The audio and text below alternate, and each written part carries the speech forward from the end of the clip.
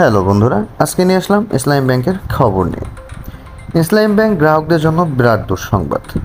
বেসরকারি খাতের United Commercial Bank, UCB, Union Bank ও গ্লোবাল ইসলামী ব্যাংকের পরিচালনা পর্ষদ ভেঙে দিয়েছে বাংলাদেশ ব্যাংক। পাশাপাশি ইউসিবিতে শেয়ারধারী পরিচালক ও অন্য দুটিতে স্বতন্ত্র পরিচালক নিয়োগ করে পরিচালনা পর্ষদ গঠন করে দেওয়া হয়েছে। ইউসিবির নিয়ন্ত্রণ ছিল আওয়ামী লীগের নেতা প্রয়াত আখতারুজ্জামান চৌধুরীর পরিবারের। ইউনিয়ন ব্যাংক ও গ্লোবাল ইসলামী ব্যাংক ছিল এস আলম গ্রুপের চেয়ারম্যান সাইফুল আলমের নিয়ন্ত্রণে। তারা সম্পর্কে মামা ভাগ্নে ও চট্টগ্রামের ব্যবসায়ী। তিন ব্যাংকে তাদের বড় অঙ্কের ঋণ ও তাদের নিয়োজিত জনবল রয়েছে।